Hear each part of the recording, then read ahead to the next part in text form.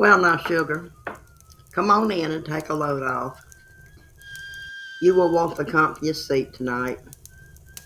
Tonight's tea is simple, just mint and a little rose. Because this one don't need no spice, it's already full of spirit.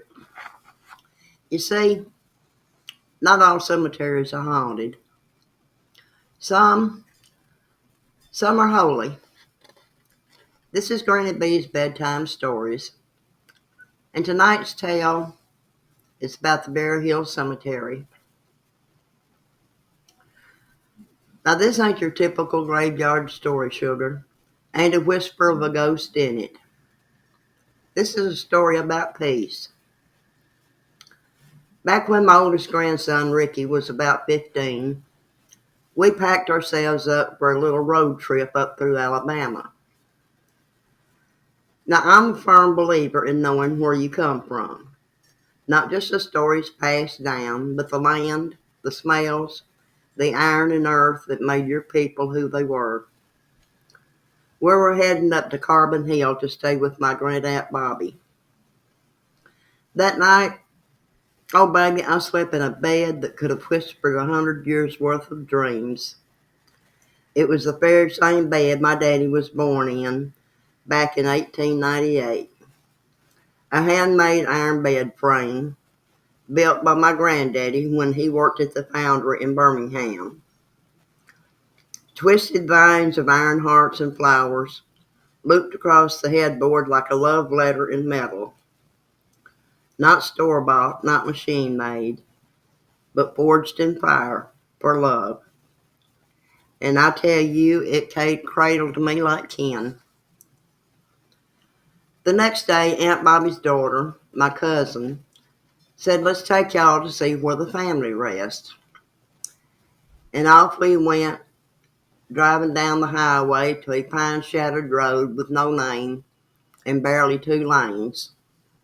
The trees on both sides stretched up like green cathedral spires, letting the light in just enough to keep you feeling watched over. Then we saw it, just a short turn off the road, an arc over an iron gate. Berryhill, it said. The ancestral cemetery. Now, baby, I've been to a lot of graveyards in my time. Some lean, some crumble, some got a chill that crawls up your spine like a warning. But this place, it felt like home. The sun was out, no clouds in sight. Birds were singing like the choir at the old First Baptist.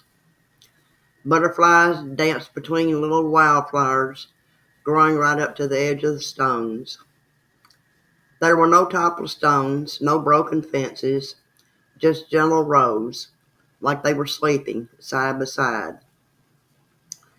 And I swear, I didn't feel the need to whisper. I didn't feel sorrow or fear or anything unnatural. I felt welcome. My cousin pointed out names, great aunts, uncles, folks who passed before I was ever thought of. We found the grave of Alexander, buried way back in 1839, my sixth great-granddaddy. 6 generations ago, and yet right there beneath my feet. And sugar, that wasn't spooky. That was sacred. My cousin told me the family still keeps it up, still mows it, still visits, still plants flowers and wipes down the markers. You want to know what it means to be remembered? It means 100 years from now, someone you'll never meet will speak your name and feel love, not loss. And I believe those ancestors, they feel that too. Some say the dead are gone, but I say not when their names are spoken, not when their resting place is kept clean and kissed by the sun, not when their stories are still told. Thank you for sitting with me tonight. Next time, I'll pour something a little darker in your cup.